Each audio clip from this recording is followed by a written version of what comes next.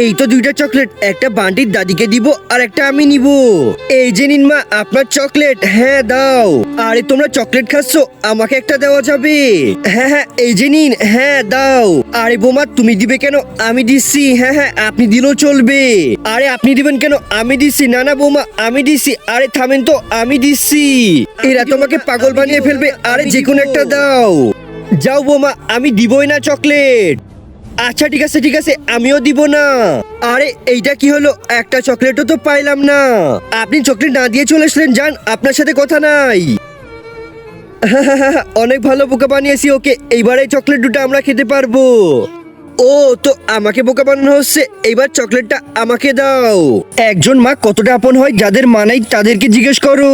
তাই আজকে যারা মাকে ভালোবাসো তারা একটি লাইক আর একটি সাবস্ক্রাইব করে দাও। আর যদি না ভালোবাসো তাহলে এই ভিডিওটা থেকে দূরে থাকো। ও হ্যাঁ এই যে নিন চকলেট। আরে বোমা থামো, আমি দিচ্ছি। আরে না মা আমি দিব। আরে না না আমি দিব। আরে থামেন তো, আমি দিচ্ছি। ব্যাস এই দুইটা চকলেটই আমি রেখে দিচ্ছি। এই যা, দুইটা চকলেটই তো নিয়ে চলে গেল।